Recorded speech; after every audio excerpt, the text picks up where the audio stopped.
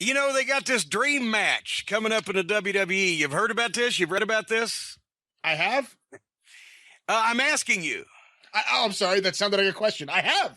The big dream match, Goldberg and Lesnar.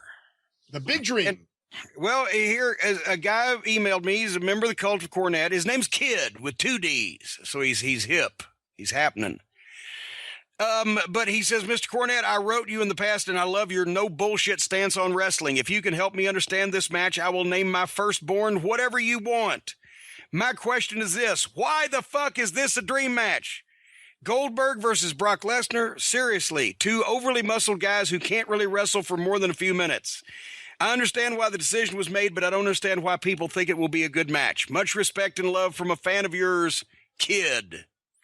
Well, you need to name your firstborn 2 dogs fucking. And that's the punchline of an old joke, which I'm sure you've heard.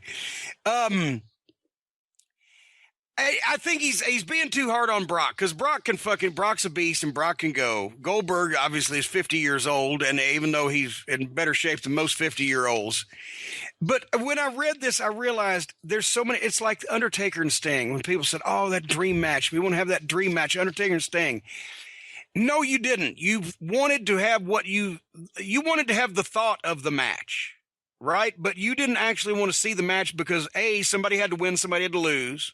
And it was going to be a downer regardless. And how does it elevate anybody, nor how does it help anybody at that point in those 2 guys' career for them to wrestle at WrestleMania? It was just ludicrous. But that's what people thought, because when there's a time when a match sounds better in theory than the response that it gets in execution.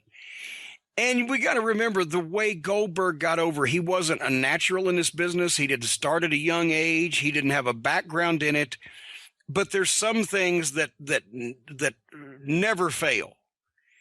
And I mean, this same push was applied to Awesome Kong, and she was the most over girl wrestler on television in those days. Goldberg had a look like $1 million. Looked like he could fucking kill you, like he was a superhero or a movie cartoon come to life. He was athletic enough to carry off in short matches and explosive matches, dominant victories against a variety of people to the time where because of his magnetic charisma, the mass viewing audience caught on with the idea of a winning streak, and another one bites the dust, and it was a cool thing to watch, and it didn't take a lot of emotional investment or time out of your life, and you didn't have to think about it too much.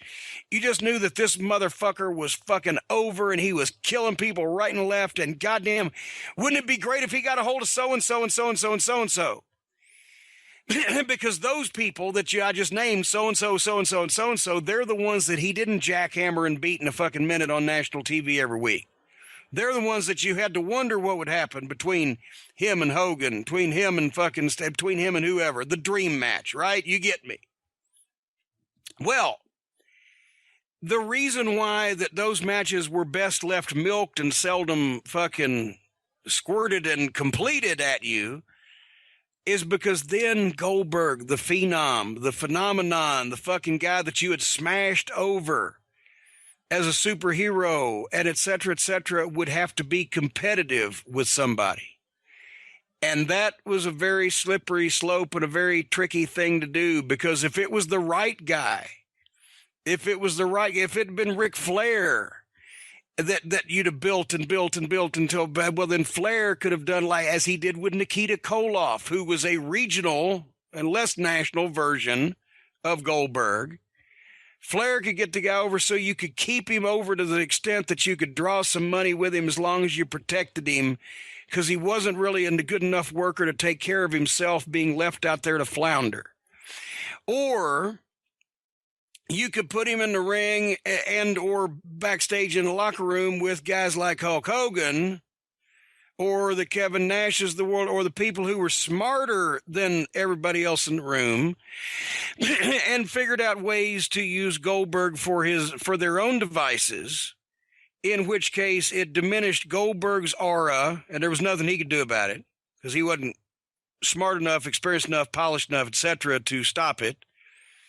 And it wasn't good for the company because this was a guy that was selling fucking land office business in merchandise and or t-shirts and or tickets or pay-per-views or whatever the fuck, to the point where they had 40,000 people in a Georgia Dome to see him and Hogan. And what was the finish? How did they kill the business there when they fucking disrespected Goldberg? Well, no, him and Hogan went all right. He pinned Hogan, but they didn't put it on pay-per-view. They put it on free TV when it would have been the biggest pay-per-view of all time for WCW by far. That's right. That's right. I'm sorry. I tell a lie. Let me back up. That's when Hogan found out that the Georgia Dome was going to draw 40,000 people and inserted himself into the main event to give them the biggest match of all time on free TV so that it looked like he drew it, right?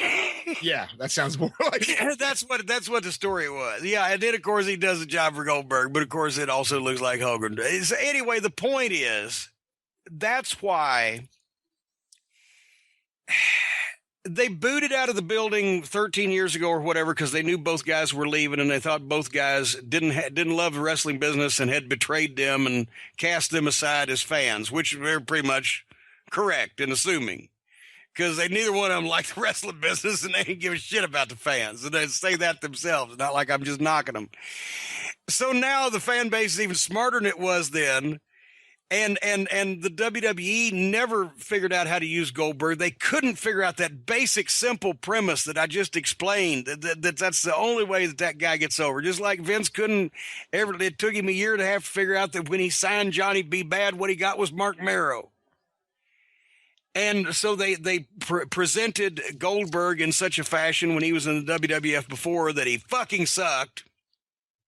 And he didn't get over, and that's why there was that bad feeling. But so the nostalgia factor is strong in this one, Obi-Wan or whatever. And people have been waiting to see Goldberg, not for a couple of years since WCW closed down or whatever, but for 15 years to see him one more time. So they'll probably be kinder to it. But for Goldberg's sake, they better be happy it didn't happen in fucking Minneapolis because those people weren't buying that shit, right?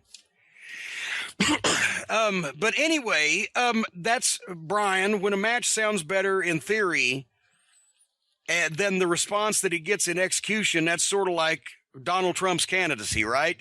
Until you actually see it unfold in front of you or think about the implications of same, you think some of it might be a pretty good idea.